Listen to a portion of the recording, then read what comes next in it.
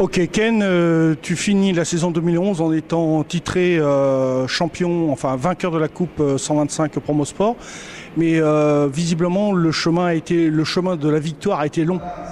Ouais, très long, c'est sûr, puisque au bout de seulement 4 ans, ouais, j'ai enfin réussi à faire une saison complète, parce que jusque maintenant c'était on va pas dire des demi-saisons, mais presque, puisqu'il y avait beaucoup de résultats blancs, beaucoup de chutes, des erreurs de ma part à foison. Donc, mais là, cette année, c'était vraiment beaucoup de plomb dans la tête. Puis c'était l'année ou jamais, quoi. Donc, parce qu'après, je voulais vraiment passer à autre chose.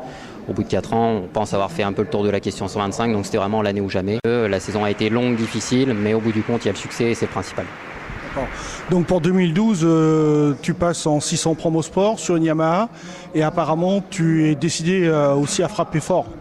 Frapper fort, on va essayer. Du moins, je veux pas trop m'affirmer comme un outsider ou quoi que ce soit, puisque bon, première année, donc surtout année de découverte. Mais du moins, les premiers essais ont montré que j'étais pas si mal que ça et je me suis pas trop mal adapté que ça aux 4 temps. Donc satisfait de bons chronos après seulement 12 jours. Je me suis bien adapté aux 600 et tant mieux. Donc maintenant, on va voir ce que ça peut donner dans l'année. Oui, je disais ça parce qu'en fait, apparemment, tu vas faire de longs essais hivernaux. Oui, on a prévu un assez gros programme d'essais hivernaux sur beaucoup de circuits du championnat pour préparer surtout le châssis pour arriver le vendredi, puisque je ne pourrai pas être là le jeudi. Donc dès le vendredi, comme ça, on n'aura plus qu'à finaliser vraiment les réglages et se lancer dans le week-end de course, quoi. Pourquoi avoir choisi Yamaha pour ta première saison en 600 en Promo Sport?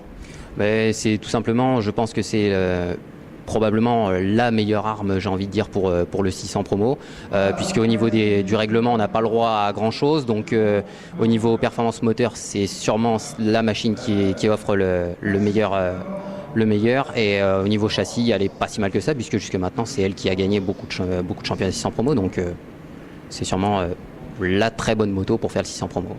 Ok, merci Ken et à bientôt sur les circuits. Merci à vous et merci à Cybermotard.